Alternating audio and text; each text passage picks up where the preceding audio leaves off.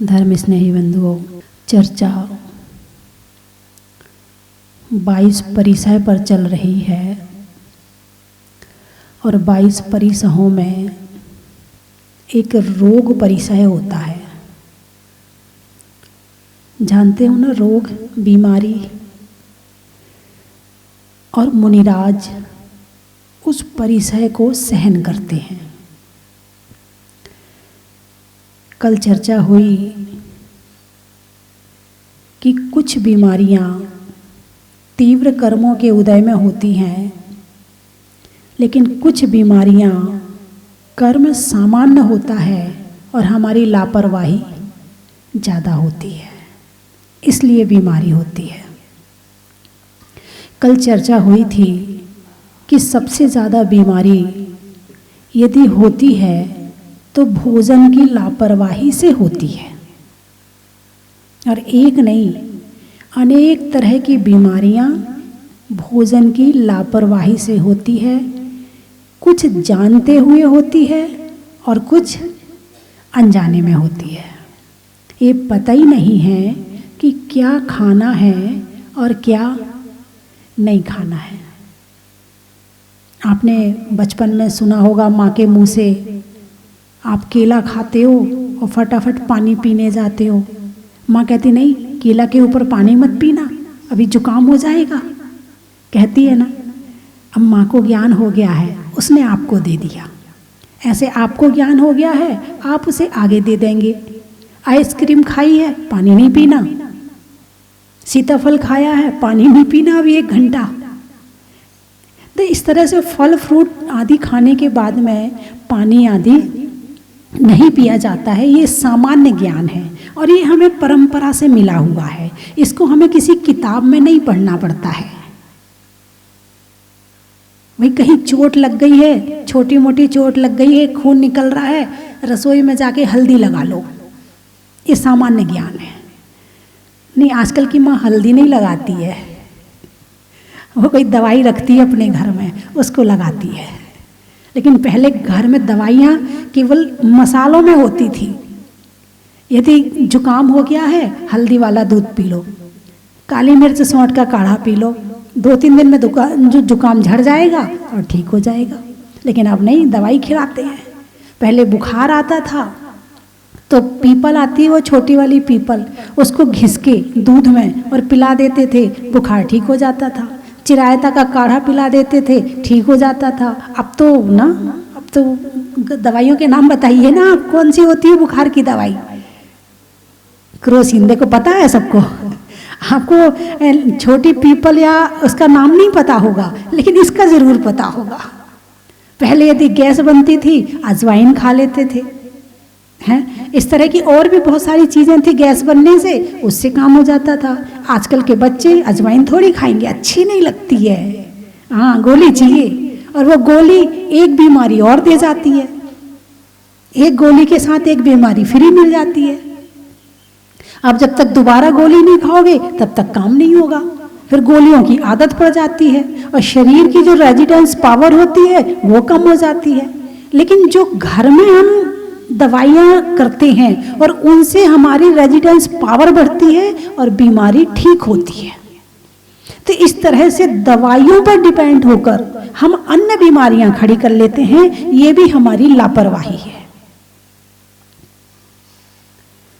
भोजन की लापरवाही में अनेक बीमारियां होती हैं, लेकिन इसके बाद, भोजन के बाद अन्य कारण भी हैं जिससे बीमारी होती है, जैसे निद्रा। अब आप बताओ, निद्रा स्वास्थ्य का कारण है या बीमारी का कारण है? अरे बोलिए ना, स्वास्थ्य का कारण है। क्या बीमारी का कारण नहीं है? यदि कोई दिन में 2-3 घंटे रोज सोए, उससे कोई बीमारी ना हो, वो भी बीमार हो जाएगा, ये गारंटी है, लिख लो आप। जो दिन में 2-3 घंटे सोता है ना, वो गारंटी से बीमार होता है, कोई ना कोई बीमारी उसे लगी जाती है। तो दिन में नहीं सोना चाहिए, नहीं तो नींद ही बीमारी का कारण बन जाएगी। ठीक है ना? इसी तरह से रात में देर तक जागना, देर से सोना, ये भी एक बीमारी का कारण है, क्योंकि शरीर का और प्रकृति का पूरा संबंध है।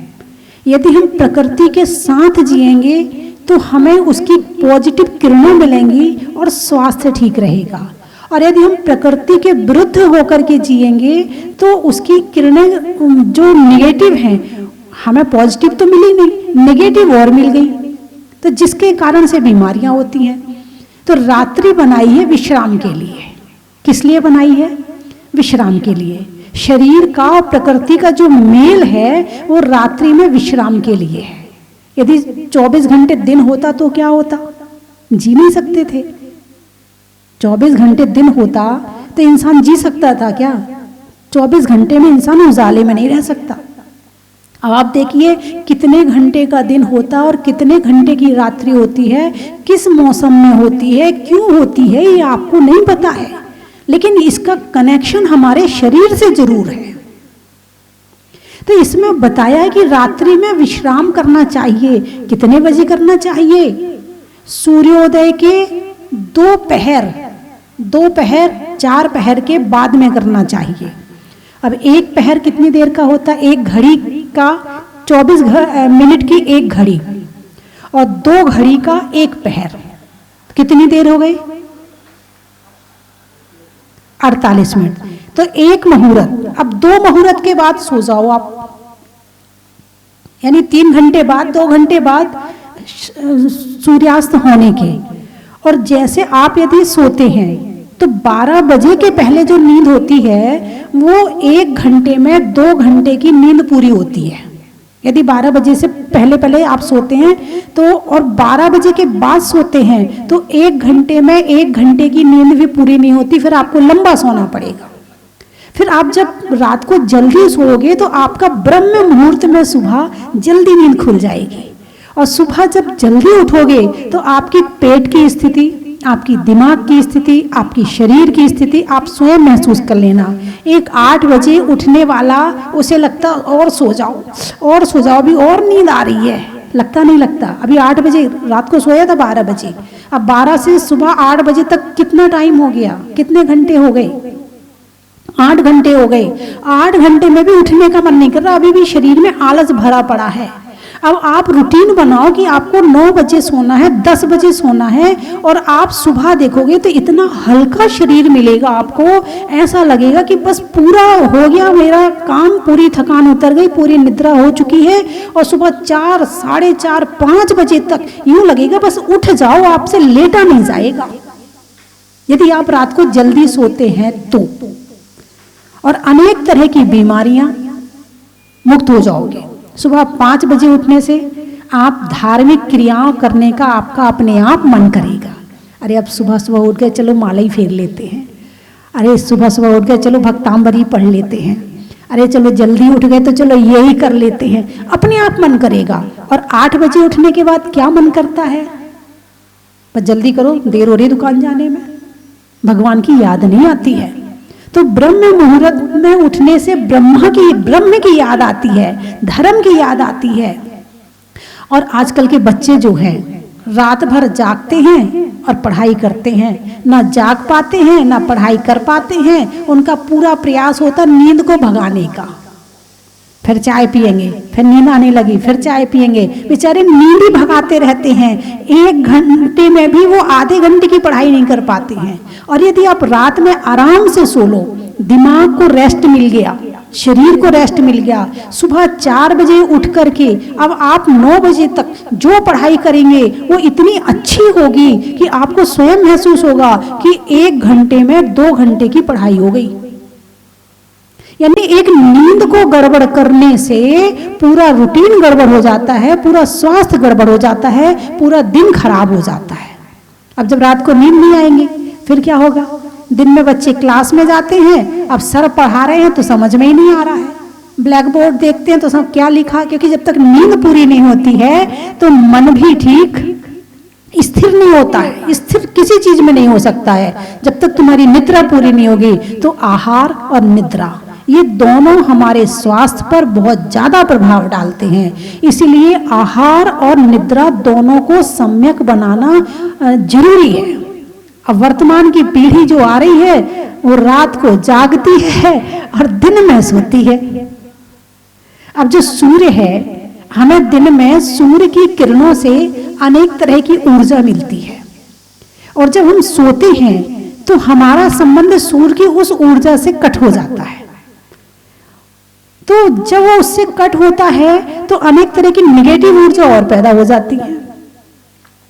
तो इस तरह से सूर्य, ये कहा गया है, वो एक किताब पढ़ी थी मैंने, शास्त्र पढ़ा था, भरतेश वैभव, उसमें एक बड़ी अच्छी लाइन लिखी थी। उसमें लिखा था कि चक्रवर्ती भरत को, चक्रवर्ती कौन, 6 खंड का अधिपति, 32,000 मुकुटबद्ध राजाओं का राजा, 96,000 रानियों का पति, चक्रवर्ती, चक्रवर्ती के लिए लिखा था कि चक्रवर्ती को सूर्य ने कभी सोते हुए नहीं देखा। इसका अर्थ निकालो, भरत चक्रवर्ती को कभी सूर्य ने सोते हुए नहीं देखा। इसका मतलब ये है कि वे सूर्योदय के पहले जाग जाते थे और सूर्यास्त के बाद सोते थे। तो ये सारी चीजें है ना, जो रात को जागना, रात को 12 बजे तक मोबाइल चलाना, रात को मोबाइल चलाते चलाते सो जाना, सब बीमारी के कारण है। ये आज इसका इफेक्ट पता नहीं चलेगा, धीरे धीरे धीरे धीरे धीरे करके असर डालेंगे दिमाग पर, और एक दिन ऐसा आएगा कि आपको लगेगा नहीं, इस मोबाइल को उठा के फेंक दो, यूं लगेगा आपको। अभी नहीं लग रहा, एक समय आएगा जब आपको उससे बोरियत हो जाएगी। किसी भी चीज को प्रयोग करने की एक सीमा होती है। तो रात को सोते हुए कहा जाता है कि चिंता को उतार के सोना चाहिए, रात को सोते हुए विचारों को छोड़ के सोना चाहिए। अब तुम मोबाइल देखते देखते सोते हो, विचारों को लेके लिए सोते हो, तो कहाँ से दिमाग में शांति रहेगी? ना जाने किस किस को दिमाग में डालते डालते और तुम सो गए। अब वो दिमाग तो चल रहा है, क्योंकि दिमाग नहीं सोता है।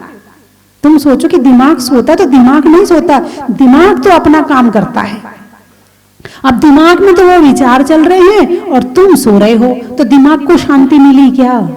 नहीं मिली। इसीलिए रात्रि में 9 बजे, 9:30, 10 बजे के बाद मोबाइल नहीं चलाना चाहिए, और चलाना भी है तो कुछ प्रवचन सुनो, उसमें कुछ प्रवचन लगा लो, उसको लगा करके रख लो, या कुछ भजन लगा लो, और भजन को सुनते सुनते सो जाओ, तो सपने में भगवान आएंगे, सपने में गुरु आएंगे, जो तुम्हारे मन को अच्छा करेंगे, तुम्हारे जीवन को अच्छा करेंगे।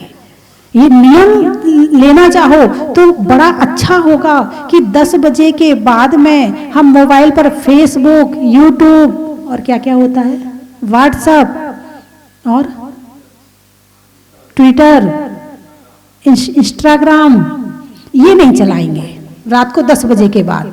यदि सुनेंगे तो केवल प्रवचन और भजन के अलावा कुछ नहीं सुनेंगे 10 बजे के बाद। पॉसिबल है कि नहीं? अरे बोलिए ना, कहना हमारा मोबाइल हमें ही तो चलाना है। हर किसको चलाना, चला सकते हैं, ऐसी क्या बात है? अच्छा लगा कि नहीं लगा? मेरा नियम अच्छा लगा कि नहीं लगा? अरे बोलिए ना। देखो, बहुत जरूरी कई बार होता है कि किसी को जरूरी व्हाट्सएप करना है, उसकी छूट है। कोई जरूरी मैसेज आया है, उसकी छूट है। लेकिन नहीं, आपको रोज के रूटीन में चला रहे, वो नहीं चलाना है आपको, तो फिर आप इस नियम का पालन कर सकते हो। 1 महीना के लिए करके देखो, आप 1 महीने के लिए करके देखो। कौन कौन कर सकता है? हाथ उठाओ। 1 महीने के लिए तो कर ही सकते हैं आप। इसका परिवर्तन देखना, आपको जैन धर्म का कितना ज्ञान हो गया। उठाइए हाथ। 1 महीने के लिए जरूरी की छूट कर दी मैंने, कि जो जरूरी है मैसेज भेजने का, या जरूरी किसी का फोन आ गया भाई मैसेज पढ़ लो, तो उसकी छूट है, और बाकी के लिए मैं 1 महीने का त्याग करवा रही। चलिए उठाइए हाथ। आज आप जहाजपुर आए हैं, इतना तो कम से कम बनता ही है कि भगवान के चरणों में कुछ संयम लेकर के जाए। और इसका हर चीज का प्रैक्टिकल होना चाहिए ना जिंदगी में, कि हम इसके बिना रह सकते कि नहीं, हम इसके बिना रह सकते कि नहीं। ऐसा प्रैक्टिकल जीवन में करना चाहिए कि नहीं करना चाहिए? तो उसके लिए आप खुद तो मन करेगा नहीं कि त्याग कर दो, लेकिन जब गुरु कहते हैं और फिर यदि इसका प्रैक्टिकल किया जाए तो फिर तो चलिए उठाइए हाथ। चलो 1 हफ्ते के लिए छोटे भैया ने किया, तुम तो बड़े हो ना। अच्छा चलो फिर तुम कम के लिए नहीं करना, छोटे को तो बड़ा काम करना चाहिए। 10 दिन के लिए, एक महीना, हफ्ता, 1 महीना बहुत बढ़िया, 1 महीना बहुत अच्छा। और जितने लोग टीवी पर देख रहे हैं, मैं चाहूंगी वो भी 1 महीना के लिए त्याग करके देखें कि आपको कैसा लगता है। चलिए सभी लोग हाथ उठाकर सभी ने हाँ नियम लिया, बहुत अच्छा लगा। आप इसका प्रैक्टिकल करके देखना आपको कैसा लगता है और कितना ज्ञान हो जाएगा आपको। थोड़े थोड़े प्रवचन सुन के आपको ये पता चलेगा कि YouTube में कितने महाराजों के प्रवचन हैं, कितनी माताजियों के प्रवचन हैं, कितने भजन पड़े हुए, क्योंकि आज तक आपने केवल उल्टी सीधी चीजें देखी हैं, इसलिए आपको यही नहीं पता कि उसमें हमारे धर्म का क्या क्या है। तो आप देखिए उसमें कितने शास्त्र हैं, कितनी जिनवाणी है, कितनी उसमें विनती है, कितने पाठ हैं, आलोचना पाठ है, भक्तांबर है। आप कुछ खोल के उसके बाद देखिए, आपको लगेगा कि वास्तव में हम तो अपनी दुनिया से दूर थे। आपको ऐसा महसूस होगा।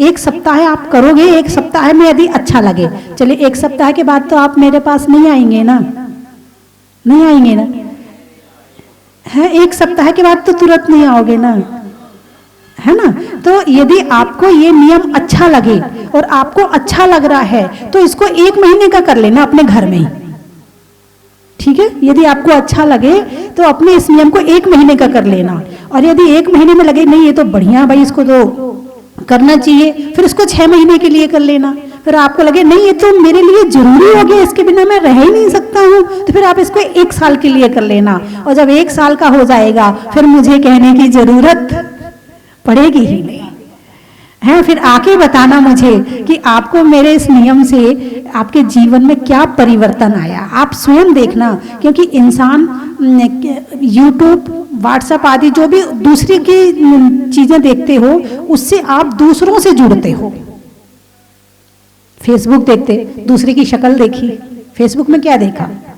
फेसबुक नाम का क्या अर्थ है? फेस बुक, किताब, चेहरा, यही अर्थ हुआ ना। तो उसमें होता क्या है?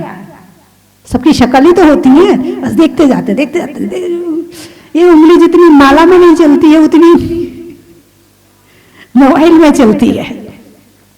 तो फिर जब आप प्रवचन सुनोगे तो फेसबुक आदि से तो हम दूसरों से जुड़ते हैं, लेकिन प्रवचन से हम स्वयं से जुड़ेंगे, हम धर्म से जुड़ेंगे। और यदि जुड़ते हैं और स्वयं से जुड़ने के बाद कैसा लगता है आप स्वयं फील करना कि आपको कैसा लगता है। एक बहुत बड़ी ऊर्जा मिलेगी, बहुत बड़ी शक्ति मिलेगी। दूसरों से जुड़ने में हमारी शक्ति खर्च हो रही है। बात समझ में आई कि नहीं आई? दूसरों से जुड़ने में हमें आंख भी लगानी पड़ रही है, कान भी लगाने पड़ रहे हैं, दिमाग भी लगाना पड़ रहा है। यदि बातचीत करते हैं तो मोबाइल मुंह भी लगाना पड़ रहा है और पूरा शरीर तो उसी में लीन है ही, ठीक है ना। तो हमारी शक्ति खर्च हुई। लेकिन जब हम प्रवचन लगा के रख दिया और जब हमने प्रवचन सुना तो नींद भी जल्दी आ जाएगी, और प्रवचन सुनने से जो ज्ञान होगा वो हम खुद से जुड़ेंगे तो हमें एनर्जी मिलेगी। हम एनर्जी खर्च तो करते हैं लेकिन एनर्जी लेना नहीं जानते हैं। ये भी एक बीमारी का कारण है। ये भी एक बीमारी, ढंग से सोते नहीं, ढंग से खाते नहीं, एनर्जी लेना जानते नहीं, ऊर्जा इस संसार से, इस प्रकृति से कैसे इकट्ठी करनी चाहिए इस बात का ज्ञान नहीं। शरीर कमजोर रह जाता है, दिमाग केवल बाहर में लगा रहता है और फिर ऐसे करते करते करते करते डिप्रेशन की बीमारी हो जाती है। आज डिप्रेशन की बीमारी होने का क्या कारण है? कारण यही है कि हम अपना दिमाग 24 घंटे केवल दूसरों में खर्च कर रहे हैं। अब जितनी इसकी क्षमता थी खर्च हो गया, अब वो थक गया। अब थक गया तो क्या होगा? डिप्रेशन हो जाएगा, नसें खराब हो जाएंगी दिमाग की। तो इसको कैसे ठीक करें? तो जो मैंने अभी आपको बताया है, प्रवचन, भजन, भक्ति, ध्यान, इसके माध्यम से एनर्जी लेकर के और फिर अपने आप को ऊर्जावान बनाए। दूसरों को दिन भर देख करके हम ऊर्जावान नहीं बन सकते हैं, लेकिन ध्यान करने से, भक्ति करने से, प्रवचन सुनने से, धर्म करने से हम खुद ऊर्जावान बनेंगे। अब घर के बड़े बुजुर्ग आशीर्वाद देते हैं, भाई उनके पास क्या है जो तुम्हें आशीर्वाद दे दिया उन्होंने? वो भक्ति करते हैं, मंदिर जाते हैं, माला फेरते हैं, भगवान का ध्यान करते हैं, पाठ करते हैं, वो आशीर्वाद देते हैं तो तुम्हें लगता है, और तुम दूसरों को आशीर्वाद दोगे तो तुम्हारे पास है ही क्या जो तुम दे सकते हो। बात समझ में आई कि ना तुम माला फेरते हो, ना तुम मंदिर जाते ढंग से, जाते भी हो तो ढंग से दर्शन नहीं करते हो, पूजा तुम्हें आती नहीं है, अभिषेक तुम करते नहीं हो, तुम्हें कुछ आता जाता है नहीं है, और तुमको बेटा आशीर्वाद है, कुछ है ही नहीं तुम्हारे पास, खाली बैठे हो। गुरुओं के पास जाकर कहते ना महाराज आशीर्वाद दे दो। भाई महाराज से आपने आशीर्वाद क्यों मांगा? उनके पास क्या किया उन्होंने तो सब कुछ छोड़ भी दिया, फिर आपने क्यों आशीर्वाद मांगा? उन्होंने खुद से इकट्ठा किया है। एनर्जी कहां से आती है? खुद से आती है, धर्म से आती है। तो उन्होंने पहले एनर्जी अपनी इकट्ठी, फिर आप कहते महाराज आपको बड़ा विश्वास रहता है, नहीं इनका आशीर्वाद बहुत अच्छा रहता है। तो ऐसे घर में रहकर जब तक गृहस्थी भी धर्म नहीं करेगा तब तक आपकी दुआ, आपका आशीर्वाद आपके बच्चों को फलने वाला नहीं है। अब घर की महिलाएं न रात्रि भोजन त्याग करती हैं, ना बाजार का त्याग करती हैं, ना पूजा करती हैं और ना कुछ करती हैं, फिर अपने बच्चे के लिए दिन भर टेंशन करती हैं, ये बन जाए, ये बन जाए, ये ऐसा कैसे हो जाएगा? आपने कुछ किया ही नहीं, आपके पास शक्ति नहीं है कि आप उसे आशीर्वाद दे सके। उसके लिए पहले खुद को एनर्जेटिक बनाना पड़ेगा। मेरी बात समझ में आ रही ना कि धर्म की क्या शक्ति है, वो बता रही हूं मैं आपको। आप नमोकार मंत्र की माला ध्यान से फेर कर देखें, कैसी ऊर्जा मिलती है, कैसा मन शांत होता है।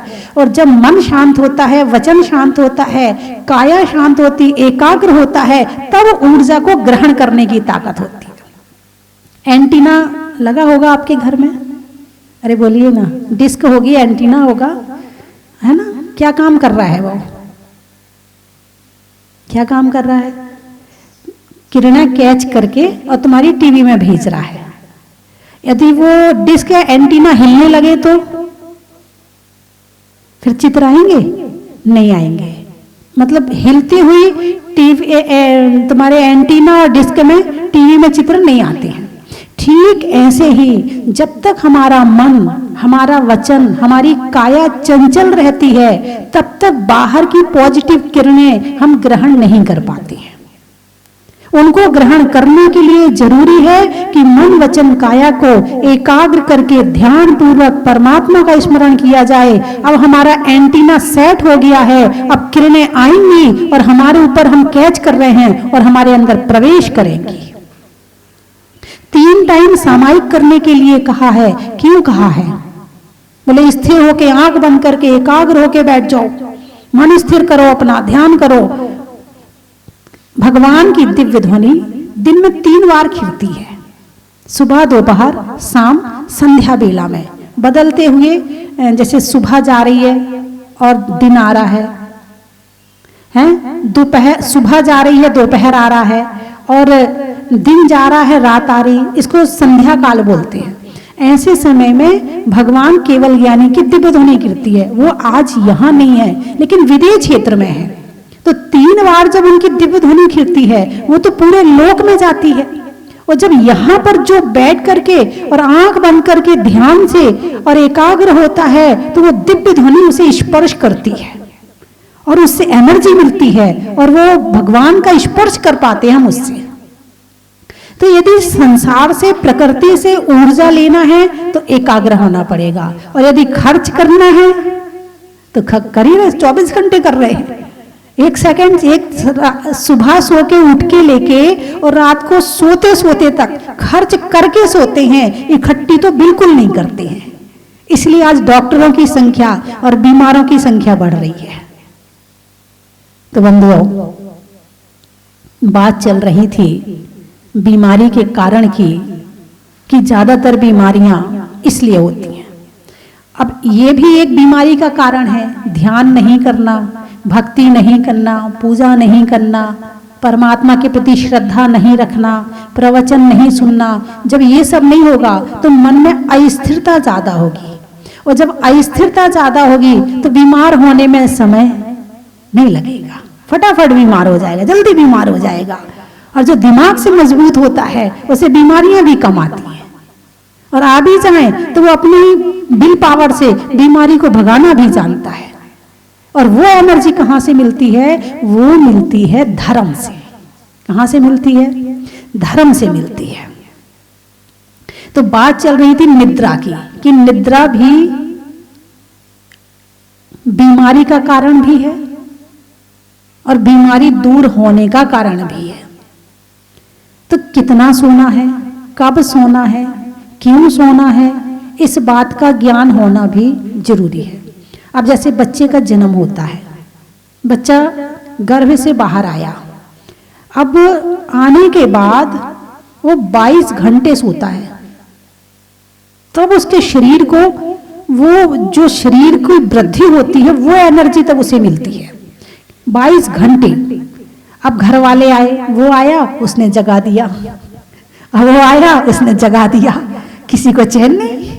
जब तक वो तुम्हें ना देखे तब तक तुम उसको देखो, चलो ठीक है, अच्छी बात, तुमने देख लिया, ठीक है, नहीं जब तक वो तुम्हें ना देखे तुम्हें चैन नहीं।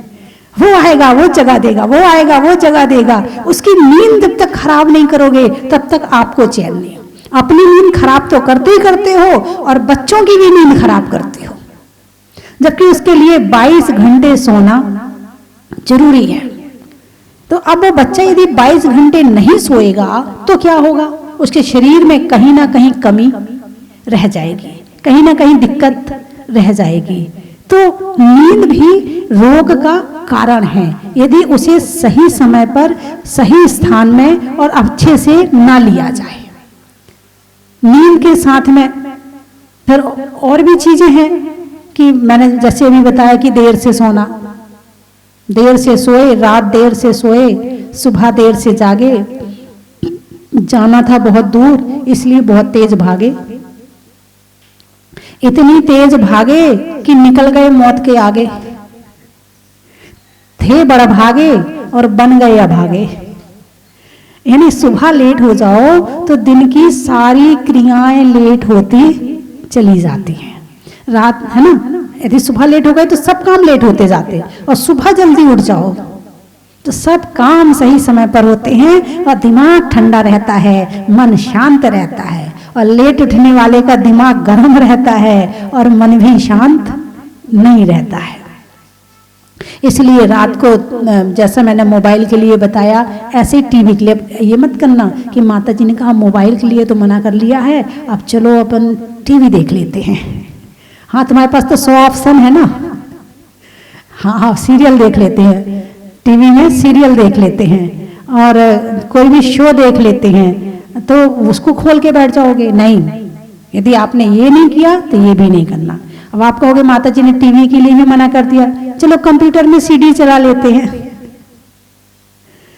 हाँ, क्योंकि रास्ता निकालने में इंसान एक नंबर है। एक बार एक महाराज जी नियम दे रहे थे, बहुत भीड़ थी उनके पास आहार में। उन्होंने कहा चलो आलू का त्याग करवाते तो लोग कम आएंगे मेरे पास। उन्होंने कहा ठीक है, 1 साल के आलू का त्याग। अब एक लड़का गया, उन्होंने कहा हूँ 1 साल के आलू का त्याग, दिसंबर का महीना था। बोले ठीक है, साल का आलू त्याग। और साल का आलू त्याग का मतलब समझ जाओ, दिसंबर का त्याग है, जनवरी में फिर खा लेंगे। इस रास्ता निकालने में बड़े होशियार हैं। समूह शरण में कहा था कि ब्याज नहीं खाना चाहिए, भक्तों ने जयकार लगाई प्याज नहीं खाना चाहिए। वो ब्याज शब्द भीड़ में खो गया। पढ़ते कुछ है और समझते कुछ है, पर उसका रास्ता कुछ और निकाल लेते हैं। तो बीमारी के अनेक कारणों में से एक कारण निद्रा भी है ना। और निद्रा यदि सही ना हो तो फिर दिन भी सही नहीं रहता है। रात को यदि टेंशन हो तो दिन शांति से नहीं निकलता है, और दिन शांति से ना निकले तो रात को नींद अच्छे से नहीं आती। अर्थात दिन में ऐसे जियो कि रात में नींद अच्छे से आए, और रात को ऐसे सो कि तुम्हारा दिन अच्छे से निकले। और भी कई कारण है। एक कारण दिखावा भी है। दिखावा बीमारी का कारण, कल भी बताया था मैंने। शादी में जाते हैं, आइसक्रीम खाते हैं और उसके साथ में कपड़े भी अच्छे से नहीं पहनते हैं, और ठंड लगती रहती है, फिर आके बीमार हो जाती हैं। वहाँ डीजे चल रहा होता है और बात करे बिना मान नहीं सकते। डीजे बंद होने वाला है नहीं। अब वो डीजे पता नहीं लगाया किसके लिए जाता, तुम्हें तो सुनना नहीं, तुम्हें तो बातें करनी है। अरे डीजे लगाया किसके लिए है? डीजे सुन सुन के कान खराब होते हैं और फिर उस आवाज शोर के बीच में बातें करते हैं, चिल्ला चिल्ला के बोलते तो गला खराब हो जाता है। शादी से लौट के अक्सर लोगों का गला खराब हो जाता है, कुछ खाने से और कुछ बोलने से। आप कितने समझदार हो, कुछ कहने की जरूरत नहीं पड़ रही है ना। तो बीमारी के अनेक उपायों में से आज चर्चा हुई कि निद्रा भी बीमारी में भी कारण है। यानी हम किसी भी चीज का यदि सदुपयोग करें तो वो स्वास्थ्य का कारण है, और दुरुपयोग करें तो वो बीमारी का कारण। जहर भी, जहर यदि दवाई के रूप में लिया जाता है तो जीवन देता है, और यदि दूसरे रूप में आ जाए खाने में तो मर जाता है। बस ऐसे ही संसार की हर चीज है ना। चलने में पात का, मित्रों में साथ का, तीर्थंकरों में मुनि सुब्रत नाथ का, पंखा में झलने का, बच्चों में पलने का, भगवान की जमीन से निकलने का। आपको कहना बड़ा ही महत्व है। हिंदी में मात्रा का, स्कूल में छात्रा का, आज आपकी जहाजपुर की यात्रा का, आत्मा में एक का, मनुष्यों में नेक का, करने में भगवान की अभिषेक का, नदी में नाव का, शरीर में पांव का, और आने वाले चुनाव का, आम की बौर का, खाने में कौर का, और आने वालों में इंदौर का, महिलाओं में कड़ा का, भोजन में बड़ा का, और आने वालों में भीलवाड़ा का, गुरुओं के आशीर्वाद का, नहीं होने में विवाद का, और आने वालों में हैदराबाद का। और कहाँ से आए? ब्यावरा। अच्छा, रंगों में हरा का, रंगों में हरा का, भोजन में बड़ा का, और आने वालों में ब्यावरा का। बोले 24 भगवान की